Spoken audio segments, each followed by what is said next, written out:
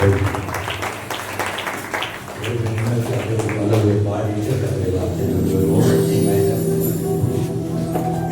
நான் சொன்னதை போல இந்த கர்த்தர் நம்முடைய அநேகருக்கு கர்த்தர் சுகமாக்க போகிறார். ராஃபாவாய் கர்த்தர் ஹல்லேலூயா. அன்பு கூறுவே இன்னும் அதிகமா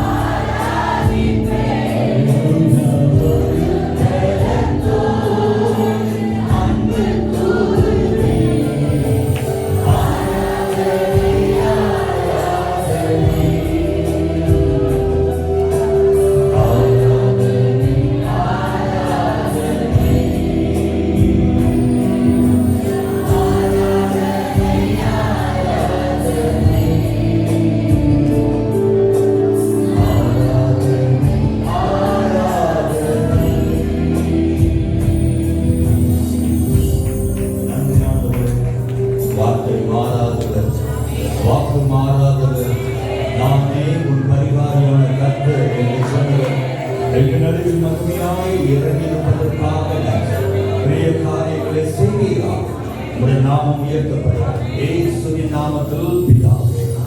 ஆமென். ஆமென். மாலையிலும் யாவரையும் காண்பதிலே நான் மகிழ்ச்சி அடைகிறேன். குறிப்பாக நான் அடைவதற்கு எல்லா ஊழியர்களும் மற்றும் எல்லா சகோதரர்கள் ஊழியர்கள் அத்தனை பேரையும் நான் அடைவது வாழ்த்துகிறேன். சீக்கிரம் என் கருத்தில் கிடைக்கும் என்று நம்பினேன். கொஞ்சம் லேட்டாக செய்யாதீங்க. தீர்க்காக நம்ம ஜெபம் பண்ண போகிறோம். அதுக்கு முன்பாக அதே வார்த்தைகளையும் நாம் தியானிக்க போகிறோம். நமக்கு எப்பொழுது அந்த ஆரோக்கியத்தை தருவார் என்று நாம் தியானித்து அதற்கு பிறகு நாம் சொல்லிவிட்டு போகிறோம். நேற்று இரவிலிருந்தே என்னுடைய சரியான தூக்கம் இல்லைன்னு சொன்னேன். இரவெல்லாம் என் எண்ணம் இந்த மாலை கூட்டத்தின் மேலேயே காலையில் ஆராதனையில் கலந்து கொண்டாலும் என் மனமெல்லாம் மாலை ஆராதனையிலே இருந்தது. ஆண்டவருக்கு எப்படியாவது பெரிய காரியத்தை செய்ய வேண்டும். அவன் நிச்சயம் செய்வார்.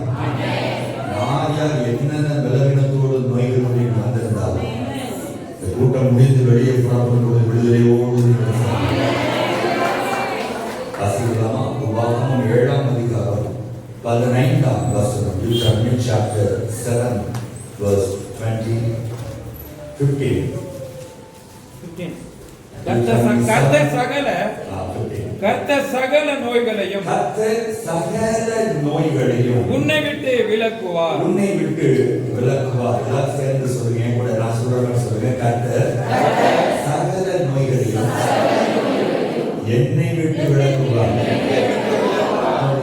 கர்த்தர் சகல நோய்களையும் என்னை விட்டு விலக்குவார்.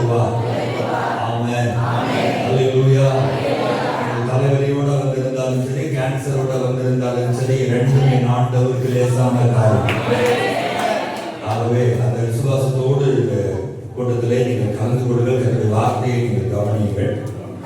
வீட்டுக்கு வீடு வாசல் படி என்பதை போல வீட்டுக்கு வீடு வியாதிகள் இருப்பதை சந்தேகமே இல்லை.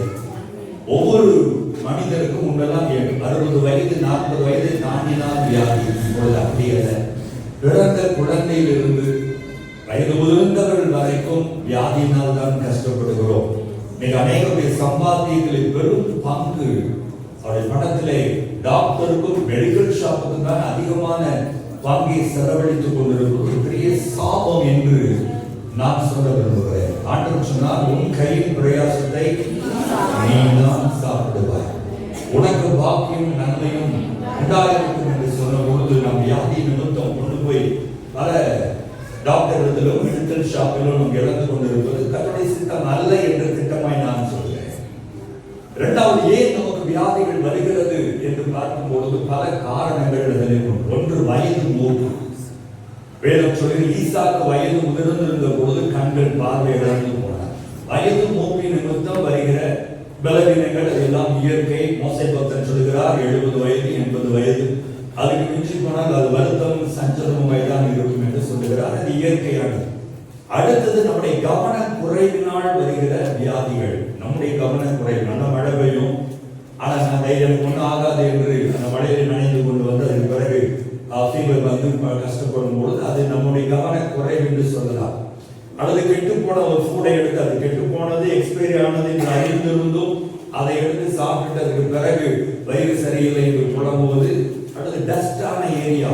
ஒருவேளை சிமெண்ட் ஃபேக்டரியில் ஒர்க் பண்றவங்க, அந்த காட்டன் பஞ்சு, அந்த காட்டன் ஃபேக்டரியில் ஒர்க் பண்றவங்க பயங்கர டஸ்ட் இருக்கும். அதனால அவங்க மாஸ்க் போட்டே ஆகணும். அவங்க மாஸ்க் போடாம இருந்தாங்கன்னா இன்ஹேல் பண்ணும்போது அதுல டஸ்ட் உள்ள போய் லங் இன்ஃபெக்ஷன் அவங்களுக்கு வரும். இதெல்லாம் அவர்கள் தான் பிரிகாஷன் இருக்கணும். இதெல்லாம் ஆண்டவர் ஒன்றும் பண்ண முடியாது. நமக்கு ஞானத்தை கொடுத்திருக்கிறார். ஆகவே இப்படிப்பட்ட வியாதிகள் எப்படி வருகிறது என்று சொன்னால், நம்முடைய கவன குறைவினால் வருகிற வியாதிகள் என்று சொல்வேன். சில வியாதிகள் பாவத்தின் நிமித்தம் வருகிற வியாதிகள், சில வியாதிகள் சாபத்தின் நிமித்தம் வருகிற வியாதிகள் என்று வேதம் நமக்கு சொல்லுகிறதை நம்ம பார்க்க முடியும். சில வியாதிகள் பிசாசினால் வருகிற வியாதிகள். 12 வருட 18 வருட கூனி, நம்ம பார்ப்பதற்கு அவள் கூனியை தெரிந்தாள். ஏதோ முதுகுல ஸ்பைனல் ப்ராப்ளம் என்று நாம் நினைத்தால், கடைசியில் பார்த்து அது பலவீனத்தின் ஆவி அவளை கட்டி வைத்திருந்தால் வேதம் சொல்லுகிறது. பிசாசினாலே சில வியாதிகள் வருகிறது என்று வேதத்தில் வாசிக்கிறோம். சில வியாதிகள் தேவநாம மகிமைக்காக ஆண்டவர் கொடுத்து இருக்கிறார். அல்லேலூயா. தேவநாம மகிமைக்காக. ஒரு குருடன் இருக்கிறார். அவனை பார்த்து சீடர்கள் சொல்றார், குருடனாய் பிறந்தது அப்பா செய்த பாவமா, பெற்றோர்கள் செய்த பாவமா, இவன் செய்த பாவமா என்று கேட்டபொழுது கர்த்தர் சொன்னார், இல்லை இல்லை, இது தேவநாம மகிமைப்படுவதற்காக பிறந்தான் என்று ஆண்டவர் சொன்னார். இப்படி ஆண்டவர் தன்னுடைய நோய்களை நமக்கு எதற்காய் கொடுக்கிறார்? நம்மை கொலை செய்வதற்கு அல்ல, அதை குணமாக்கி நம்முடைய வல்லமை நிரூபிப்பதற்காக ஆண்டவர் நமக்கு அப்படிப்பட்ட சூழ்நிலைகளில் சில நேரங்களில் அப்படிப்பட்ட காரியத்தை தேவன் செய்கிறதை நாம் பார்க்கிறோம். அப்படிப்பட்ட இந்த வியாதி என்று ஒரு மனிதனுக்கு வரும்பொழுது அது வியாதிப்பட்ட அவனை மட்டும் பாதிப்பதல்ல, முழு குடும்பத்தையும் பாதிக்கிறது. முழு குடும்பத்தையும். சென்னையிலே ஆழ்வார் திறந்த ஒரு இடம் உண்டு. அந்த இடத்துல நான் ஒரு ஸ்கூல்ல ஒரு முறை அங்க டீச்சர்ஸ்க்காக ப்ரேயர் பண்ண அழைத்திருந்தார் மெசேஜ் கொடுப்பதற்கு. நான் போய் மெசேஜ் கொடுத்த பிறகு அங்கிருந்து ஒரு இந்து சகோதரி, ஒரு டீச்சர் என்று சொன்னாங்க, ஐயா பக்கத்துல தான் வீடு இருக்குது, என் கணவர் வெடிடனா இருக்கிறார், நீ வந்து ஒரு ஜெபம் பண்ண முடியுமா என்று கேட்டாரு. ஒரு புறஜாதியா இருந்தபடியால உடனே புறப்பட்டேன். வாங்க போலாம் என்று அழைத்து கொண்டு போனேன். போனால் அங்கு உள்ளே நுழையவே முடியல. அவ்வளோ ஒரு டெட் பாடி ஸ்மெல். படுத்த படுக்கையாய் அவர் படுத்திருக்கிறார். அப்பொழுது அவரால் சரியா பேச முடியாது. ரொம்ப ஃபீபிளா இருக்கும், வாய்ஸ் ஃபீபிளா இருக்கும். அப்பொழுது என்ன நடந்துச்சு, மாடியில இருந்து கீழே விழுந்தார். அவர் ஒரு கான்ட்ராக்டரா இருக்கிற பில்டிங் கான்ட்ராக்டர். அதுல இருந்து கீழே விழுந்து ஸ்பைனல் அடிபட்டு பெட்ரிடன் ஆகிவிட்டார் என்று அவர்கள் சொல்லுகிறார்கள். சொல்லும் போது ஒரு வார்த்தை அவர்கள் சொன்னாங்க, ஐயா 8 வருஷமாய் இவர் பெட்ரிடனா இருக்கிறார் ஐயா. ஒரு நாளும் ஒரே ஒரு வாலிப பிள்ளை மகள் உண்டு. ஒரு நாளும் இவருக்கு முன்பாக நான் அழுதது இல்லை. ஒரு நாளும் இவருக்கு முன்பாக நான் நெகட்டிவாய் பேசினதே இல்லை. வருத்தப்படுவார் சொல்லி நான் அழுததெல்லாம் தனி அறையில போய் அழுவினேன் தவிர இவருக்கு முன்பாக நான் எப்பொழுதும் சிரித்த முகத்தோடு ஒரு குழந்தையை கவனிப்பதை போல கவனிக்கிறேன் ஐயா. ஆனா கடந்த வாரம் என் மகளை பக்கத்துல அழைத்து அவள் காதல இவர் சொல்லியிருக்கிறாரு, அரடி விதை அரைத்து ஊற்று, நான் சாகட்டும். என்னால அம்மாவும் நீ இவ்வளவு கஷ்டப்படுறீங்க, நான் சாகட்டும், அரடி விதை அரைத்து ஊற்றுன்னு சொல்லிட்டாரையா சொல்லி தன்னுடைய தாலி எடுத்து ஆட்டி காமிக்க, எனக்கு இந்த மாங்கல்யம் வேண்டும், எனக்கு புருஷன் சுகமானா கூட பரவாயில்லையா, இவர் மறைக்க கூடாது, எனக்கு இந்த மாங்கல்யம் வேண்டும், நான் ஒரு குழந்தையை போல பார்த்துக் கொள்வேன் என்று அந்த சகோதரி வடித்த கண்ணீர் எனக்கு இப்பொழுது ஞாபகம் வருகிறது. அவருடைய பார்வையில எப்படி ஐயோ படுத்த படுக்கையிட்டாரே, அவருக்கு முன்னாடி அழுதல், அவர் ஏதாவது ஏன் நம்மளால எல்லாரும் இவ்வளவு கஷ்டப்படுறாங்களே என்று இன்னும் சோர்ந்து போவாரே என்ற ஒரு பயம். இவருடைய வியூல இருந்து பார்த்தா நம்ம படைக்கிற மாதிரி தெரியல. இருக்கிற பணத்தை எல்லாம் எனக்காக மகள் என்னுடைய மனைவி செலவு பண்ணுகிறாளே, ஒரு வாலிப பிள்ளை இருக்கிறாளே, எல்லாத்தையும் செலவு பண்ணிட்டு நாளைக்கு அவளை எப்படி கல்யாணம் பண்ணி வைப்பாங்க, யாருக்கு போய் மனைவி கையேந்தி நிற்பாள், ஏன் இந்த நிலைமை என்று இவள் அந்த அவரை நினைத்து வருத்தப்படுகிறார். அவரோ தன் மனைவி பிள்ளைகளை நினைத்து வருத்தப்படுகிறார். குடும்பமே சோர்ந்து போகிறது. என்னுடைய சகோதரி, என்னுடைய மூத்த சகோதரி ஓவரியன் கேன்சரில் கஷ்டப்பட்டார்கள். 13 வருஷங்கள் அதில் மிகவும் போராடினார். இங்கே பெங்களூர் திக்வாய் ஹாஸ்பிட்டலுக்கு நாங்கள் அழைத்து கொண்டு வந்தோம். அப்ப பார்த்தீங்கன்னா டோட்டல் ஃபேமிலி அப்செட், எல்லாரும் உடைந்து போனோம், எல்லாரும் உடைந்து நொறுங்கி போயிருந்தோம் அந்த நாட்களில். என்பதை மறக்கவே முடியாது. இப்படிப்பட்ட ஒரு கொடூரமான ஒரு காரியம் இந்த வியாதி என்கிற இந்த காரியம். இதை எந்த டாக்டர், சில டாக்டர்கள் நம்ம பார்க்க நம்ம நினைக்கிறோம் டாக்டர்ஸால அவங்க ஹீல் பண்ணிடுவாங்க, டெக்னாலஜி எங்கேயோ வளர்ந்துடுச்சு, மெடிக்கல் டெக்னாலஜி வளர்ந்துடுச்சுனால காப்பாற்ற முடியும் என்று எழுதுகிறார்கள். நல்லா கவனிக்கணும். எல்லா டாக்டர்ஸும் கடைசியில் சொல்லுகிற ஒரு வார்த்தை, எங்களால் முடிந்ததை நாங்கள் பண்ணி இருக்கிறோம், இனி உங்கள் கடவுள் கையில தான் உங்கள் கை இருக்கிறது, உங்களுடைய வாழ்க்கை எங்க இருக்கிறதா, கடவுள் தான் உங்களை குணமாக்க முடியும். இந்த வார்த்தையை சொல்ல வைப்பதே கர்த்தர் தான். இந்த வார்த்தையை சொல்ல வைப்பதே கர்த்தர் என்பதை மறந்து போகக்கூடாது. கோவிட் வந்தது, எந்த டாக்டர் எந்த கொம்பனாலை காப்பாற்ற முடிந்தது? எந்த அமெரிக்க டாக்டர் அதை காப்பாற்றினார்? ஒரு மணால காப்பாற்றணும். பல டாக்டர்ஸ் மறித்து போனதை நம்ம பார்க்கிறோம். தேவனுடைய பிள்ளைகளை, எப்பேற்பட்ட நோயாக இருந்தாலும் இதை குணமாக்கக்கூடிய ஒரே வல்லமையுடையவர் கர்த்தராகிய இயேசு கிறிஸ்து ஒருவர் மட்டும். யாத்திராகமம் 15:26 சொல்கிறார், நானே ஒரு பரிகாரியான, நானும் அல்ல, நானே ஒரு பரிகாரியான கர்த்தராய் இருக்கிறேன் என்று கர்த்தர் சொல்லுகிறார். ஏசாயா 53:5 சொல்லுகிறார், என் தடுப்புகளால் நீ சுகமாவாய். 1 பேதுரு 2:24 அதே வார்த்தை, அவருடைய தடுப்புகளாலே நான் குணமாவேன். மத்தேயு 8:17 சொல்லுகிறார், மெய்யாகவே அவர் நம்முடைய பலவீனங்களை ஏற்றுக்கொண்டு நோய்களை சுமந்தார் என்று வாசிக்கிறோம். தன்னுடைய பிள்ளைகளே, இன்றைக்கு ஆண்டுடைய விருப்பம், பிரியமானவனே, உன் ஆத்மா வாடுகிறது போல எல்லாவற்றிலும் வாழ்ந்து சுகமாய் இருப்பாயாக. அல்லேலூயா, அல்லேலூயா. உங்கள் மன கண்களுக்கு முன்பாக முதல்ல ஒரு மனிதனை வைத்துக் கொள்ளுங்க. நீங்க என்ன யார் யார் என்னென்ன பலவீனத்தில் வந்திருக்கீங்கன்னு எனக்கு தெரியாது. அது அவுட்டர் டிசீஸா இருக்கலாம் அல்லது இன்னர் டிசீஸா இருக்கலாம், வரவேற்பு மேபி, அதை பத்தி பிரச்சனை கிடையாது. அந்த ஒன்றை புரிந்து கொள்ளுங்கள். சிலர் சொல்லுவாங்க, நான் இவ்வளவு நாள் ஆயிடுச்சு, டாக்டர் போனோம், கிட்னி கெட்டு போச்சு, கிட்னி ஸ்பாயில் ஆயிடுச்சு, லங் ஃபெயிலியர் ஆயிடுச்சு, ஹார்ட் ஃபெயிலியர் ஆயிடுச்சு, ஸ்டண்ட் வைக்கணும், உள்ள இருக்கிற ஆர்கன்ஸ் குடலெல்லாம் வெந்து போயிடுச்சு, சம்திங் ஏதோ ஒன்று சொல்லலாம். இப்படி ஒருவேளை நீங்கள் இருந்திருந்தால் இப்பொழுது உங்களுக்கு மன கண்களுக்கு முன்பாக நான் லாசருவை கொண்டு வந்து நிறுத்த விரும்புகிறேன். லாசரு என்ற ஒரு மனிதன் இருக்கிறான். அவன் மரித்து போனான். மரித்து 4 நாட்கள் ஆயிடுச்சு. நீங்க 4 நாட்களான டெட் பாடி நம்ம இதுவரைக்கும் நம்ம ரொம்ப ரேரா பார்த்துருக்கோம். மேபி அவன் ரிலேஷன்ஸ் யாராவது ஃபாரின்ல இருந்தா எம்பாம் பண்ணி வச்சிருப்பாங்க பாடியை. அதர்வைஸ் எல்லாரும் மேக்சிமம் இன்னைக்கு இறந்தாங்கன்னா நாளைக்கு எடுப்பாங்க. முடியாத பட்சத்தில் அட்லீஸ்ட் நாளானைக்கு காலையில எடுத்துருவாங்க. 4 நாட்கள் யார் வைக்கும் காரணம் என்னவென்றால் அதுக்குள்ளே அந்த பாடி எல்லாம் அது வீங்கி போய் விகாரமாகி ஸ்மெல் வர ஆரம்பித்துவிடும், உள்ளே புழுக்கள் தோன்றிவிடும் என்று நாம் அறிந்திருக்கிறோம். அப்படி இந்த 4 நாட்களுக்குள்ளே இவன் ஏற்கனவே மரித்ததே வியாதியிலிருந்து மரித்திருக்கிறார். வியாதியிலிருந்து மரித்திருக்கிற பாடி சீக்கிரமே டீகே ஆயிடும். ஆகவே வியாதியோடு கூட மரித்தவனுடைய உடம்புக்குள் இருக்கிற லங்கா இருக்கட்டும், ஹார்ட்டா இருக்கட்டும், உள்ள இருக்கிற எல்லா லிவர், குடல்கள், எல்லா காரியங்களும் அழுகி போக ஆரம்பித்திருக்கும். புழு பற்றி பிடிக்க ஆரம்பித்து நாற்றம் எடுத்திருக்கும். அக்காக்காரி சொல்லுகிறார், நாருமே 4 நாட்கள் ஆயிற்றே நாருமே என்று சொல்லக்கூடிய அளவுக்கு அழுகி போயிருக்கு என்பது மறக்க முடியாத உண்மை. இப்படி இருந்த ஒரு மனிதனை ஒரே வினாடியிலே லாசருவே வா வெளியே என்று ஆண்டவர் அவனை அழைத்த பொழுது லாசருவை மட்டும்தான் பெயர் சொல்லி அழைத்தார். ஆனால் அவன் வெளியே வரும்போது அவனுக்குள் இருந்த அத்தனை உறுப்புகளையும் கர்த்தர் புதிதாய் சிருஷ்டித்தார். அது எவ்வளவு அழுகி போயிருந்தது என்பது கணக்கல்ல. வெளியே வரும்போது அவனுக்குள் ஒரு நோயும் இல்லாத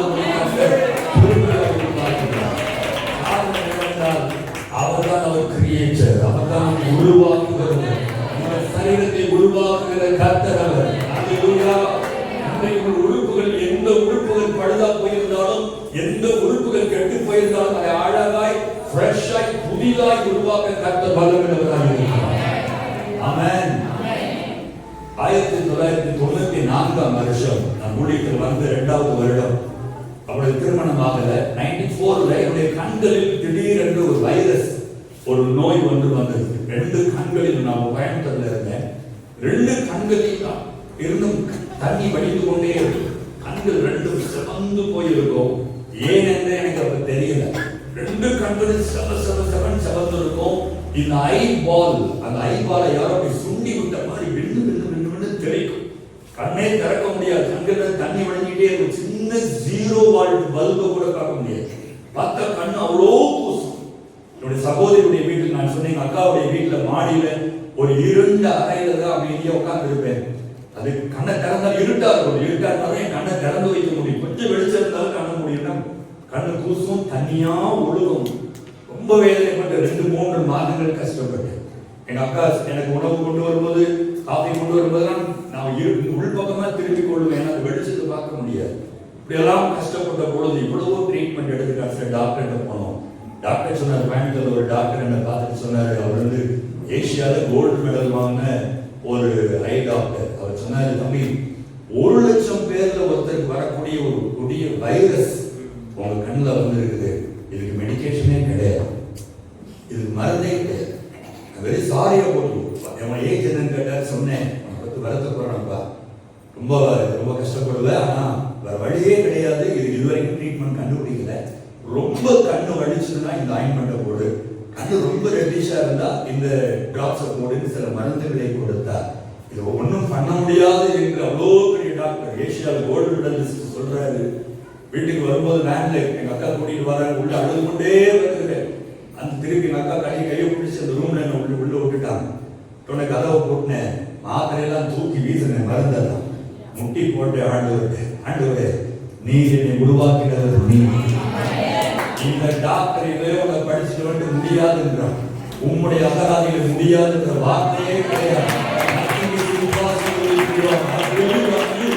நான் உண்மை நேசிக்கிறேன், உண்மை விரும்புகிறேன், நான் உனக்கு ஊழியம் செய்ய விரும்புகிறேன். நான் பைபிளை கண்ணை திறந்து வாசிக்கணும், உனக்காக நான் ஊழியம் செய்யணும். எனக்கு என்ன செய்கிறது தெரியாது, என் கண்களை புதிதாய் மாற்றும். போராடி ஜெபிக்க ஆரம்பித்தேன். 2-3 மணி நேரம் இருக்கும்னு நினைக்கிறேன். திடீர்னு ஆண்டவர் எனக்குள்ள சொன்னார், நீ நம்புறீங்களா எனக்கு தெரியாது, நான் இந்த ஜெபம் பண்ணிட்டு ஆண்டவரே என்னை குணமாக்குங்கப்பா, எனக்கு ஒரு விடுதலை வேணும், உடைய தழும்புகளால் என்னை குணமாக்கும் என்று ஜெபித்துக் கொண்டிருப்பது கர்த்தர் சொன்னாரு, மகனே தமிழ்ல ஜெபம் பண்றது நிறுத்திட்டு ஆவியில் நிரம்பு என்று சொன்னார். அவ்வளவு அடுத்த நிமிஷம் டான்ஸ்ல இறங்கின ஆவியான அபிஷேகம் ஊற்றுற எதற்காக நான் ஜெபம் பண்றேன் எனக்கு மறந்து போச்சு. ஒரு நேரம் கழிச்சு அக்கா காஃபி கொடுக்கறதுக்காக கதவை தட்டிக்கிட்டே நிக்குது வெளியே. எனக்கு கோபம், பிரேயர் பண்ணிட்டு இருக்கிறோம், அக்கா டிஸ்டர்ப் பண்றாளே என்று எனக்கு ரொம்ப கோபம். ஏன்னா நான் சத்தமா தான் ஜெபம் பண்றேன், ஆவியில நிரம்பி ஜெபம் பண்ணிட்டு இருக்கிறேன். திரும்ப தட்டிக்கிட்டு இருக்கிற கோபத்துல எழுப்பி போய் கதவை திறந்து பிரேயர் பண்ணிட்டு இருக்கிற, ஏன் டிஸ்டர்ப் பண்ற அப்படின்னு நான் கேட்கும் போது எங்க அக்கா கேட்கிறா, ஏய் வெளிச்சத்தை பத்தி பேசிட்டு இருக்கிற, உனக்கு கண்ணு கூசலையா?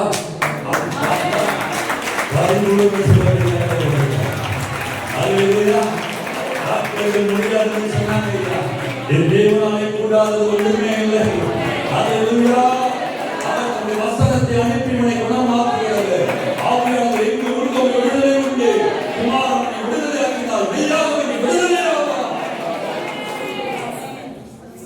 எவ்வளவுதான் இருக்குது. அப்புறம் தான் ஓடி போய் கண்ணாடியை பார்த்தா கண்ணு வெள்ளைன்னு இருக்குது. இதெல்லாம் இப்போ போட்ட கண்ணாடி, கண்ணு தெரியல, 60 வயசு ஆகி போச்சுன்னு போட்டுருக்கிறேன். டாக்டர் சொன்னாரு, குருடன் மாதிரி கிறிஸ்துவனுடைய ஒரு நிமிஷத்துல அந்த ஆண்டவரை குறித்துதான், என்னை குணமாக்கின கர்த்தரை குறித்துதான் இன்றைக்கு நான் பேசுகிறேன். என்னை குணமாக்கினவர் பட்சபாதம் இல்லாத ஆண்டவர் உங்களை குணமாக்கினார், உங்களை விடுவித்தார். அல்லேலூயா. வேதத்தை அப்படியே யோவான் 11 இருக்கா, ஜான் சாப்டர் யோவான் 11ஆம் அதிகாரத்துக்கு வாங்க. அது சில வசனங்களை நான் வாசிக்கிறேன், நீங்களும் என்னோடு கவனியுங்கள். John chapter 11 verse 38. அப்பொழுது இயேசு மறுபடியும் தமக்குள்ளே கலங்கி கல்லறையின் இடத்திற்கு வந்தார். அது ஒரு குகையாய் இருந்தது, அதன் மேல் ஒரு கல் வைக்கப்பட்டிருந்தது. இயேசு கல்லை எடுத்து போடுங்கள் என்றார். 41 வசனம். அப்பொழுது மரித்தவன் வைக்கப்பட்ட இடத்திலிருந்து கல்லை எடுத்து போட்டார்கள். 43ஆம் வசனம். இவைகளை சொன்ன பின்பு லாசருவே வெளியே வா என்று உரத்த சத்தமாய் கூப்பிட்டார். அப்பொழுது மரித்தவன் வெளியே வந்தான். நல்லா கவனிக்கணும். இன்னைக்கு செய்தி லாசருவை குறித்தல்ல, நம் அற்புதங்களை பெறக்கூடாதபடி இருக்கிற ஒரு 3 தடை கற்களை நாம் பார்க்க போறோம். 3 அப்ஸ்டாக்கிள்ஸ் இருக்குது. இங்கே லாசருடைய கல்லறை எப்படிலாம், இயேசுநாதர் கல்லறை ஒரு குகை, அதுக்குள்ள பாடியை வச்சு வெளியே ஒரு பெரிய கல்லை புரட்டி, இயேசுநாதர் கல்லறை அப்படிதான் வச்சாங்க. ஒரு கல்லை புரட்டி அதை மூடி வச்சிருவாங்க. இது போலதான் இருக்கிறது. இப்போ இயேசு அங்கே வருகிறார், அவன் மரித்த இடத்தை பார்க்க வருகிறார். கூட அக்காக்காரிகளா வர்றாங்க. ஆனால் மார்த்தாள் ஆண்டவரை இப்பொழுது உயிரோடு எழுப்புவார் என்று நம்பி வரவில்லை. அட்லீஸ்ட் இந்த கல்லறையாவது போய் பார்ப்போமேன்னு இயேசு வருகிறார். கூட போயிட்டு வருவோம் என்றுதான் இவள் வருகிறார். நீங்க வந்த பிறகுதான் இயேசு சொல்லுகிறார், இந்த கல்லை புரட்டுங்கள். அதை கவனிக்கணும். இவ்வளவு அற்புதங்களை செய்கிற ஆண்டவர், இறையாதே அமைதலாய் இருங்கள், காற்றையும் கடலையும் ஒரு வினாடியில் நிறுத்தி வைக்கிற ஆண்டவர், கல்லை புரண்டு போ என்று சொன்னால் அடுத்த வினாடி கல்லா இருக்கும், புரண்டு போயிருக்கும். ஆனால் ஆண்டவர் அப்படி செய்யல. யாருக்கு அற்புதம் வேண்டுமோ அவர்களை பார்த்துதான் கர்த்தர் சொல்கிறார், கல்லை புரட்டுங்கள். இப்ப சொல்ற பைபிள் சொல்றது அவர்கள் கல்லை புரட்டினார்கள். கல்லை புரட்டின பிறகுதான் உள்ளே இருக்கிற லாசரை கர்த்தர் வா வெளியே என்று அழைத்து கொடுத்தார். நான் சொல்லுகிறேன், லாசர் என்பது இன்றைக்கு நீ எதிர்பார்த்து வந்திருக்கிற அற்புதத்திற்கு அடையாளம். அந்த அற்புதம் உள்ளேதான் இருக்கிறது. அற்புதத்தை செய்ய போகிறவர் வெளியே தான் இருக்கிறார். ஆனால் அந்த அற்புதருக்கும் நடுவிலே ஒரு கல் இருக்கிறது. இந்த கல்லை நீங்கள் அப்புறப்படுத்தாவிட்டால் நீங்க என்னதான் இங்க வந்து அல்லேலூயான்னு கத்தினாலும் உங்களுக்கு அற்புதங்கள் நடக்காது. புரிந்து கொள்ள வேண்டும். அந்த கற்களை புரட்ட வேண்டும். நமக்கே தெரியும், ஒருவேளை ஒரு டேப்ல நமக்கு தண்ணி வரல, பைப்ல தண்ணி வரல, இப்பதான் மேல டேங்க்ல தண்ணி ஏற்றி இருக்கிறோம். ஆனா டேப்ல தண்ணி வரலன்னு நம்ம புரிந்து கொள்கிறோம். இந்த டேப்ல ஏதோ ஒரு பிளாக், ஏதோ ஒண்ணு அடைச்சிக்கிட்டு இருக்குன்னு தெரியுது. உடனே நம்பரை போட்டு ரிப்பேர் பண்ணா உள்ள ஏதோ ஒரு குப்பையோ துணியோ ஏதோ ஒண்ணு அடைச்சிக்கிட்டு இருக்கோம். அதை எடுத்த உடனே தான் தண்ணி வரும். அதே போல நமக்கும் ஆண்டவருக்கும் இருக்கிற ரிலேஷன்ஷிப்ங்கிற அந்த பைப்ல ஏதாவது ஒரு அடைப்பு இருக்குமானால் எவ்வளவு ஜெபித்தாலும் நமக்கு அற்புதங்கள் வராது என்பதை மறந்து போகாதீர்கள். பெண்ணிங்கனே வந்து ஜெபித்தாலும் அற்புதங்கள் வராது. ஏன்னா அற்புதத்தை செய்ய போகிறவர் பெண்ணிங்க நல்ல கர்த்தர். அவருடைய ஃபார்முலால நம்ம இருந்தாதான் அவர் அற்புதம் செய்வாரே தவிர உங்களுடைய விசுவாசத்தை மட்டும் பார்த்து கர்த்தர் அற்புதம் செய்கிறவர் அல்ல. கல்லை புரட்டுங்கள் என்று ஆண்டவர் சொல்கிறார். அப்ப கல்லை புரட்ட வேண்டியது நம்முடைய கடமை. சொல்லாம அல்லேலூயா. அப்ப இந்த முதல் கல்லை நான் எதை சொல்ல விரும்புறேன்னா, வாசிக்கலாமா? Isaiah chapter 59 verse 2. ஏசாயா 59 2ஆம் வசனம். உங்கள் அக்கிரமங்களே சேர்ந்து வாசிப்போம். முக்கியமான வசனம். ஐசாயா chapter 15 verse 2 சேர்ந்து வாசிப்போம். உங்கள் அக்கிரமங்களே உங்கள் தேவனுக்கும் உங்களுக்கு இடையிலே பிரிவினை உண்டாக்குகிறது. வாசிக்கிறது ஒரு சத்தம் வாசிங்க. நான் சேர்ந்து வாசிக்கணும்ல, அப்படியே ஐயா வாசிங்க. உங்கள் அக்கிரமங்களே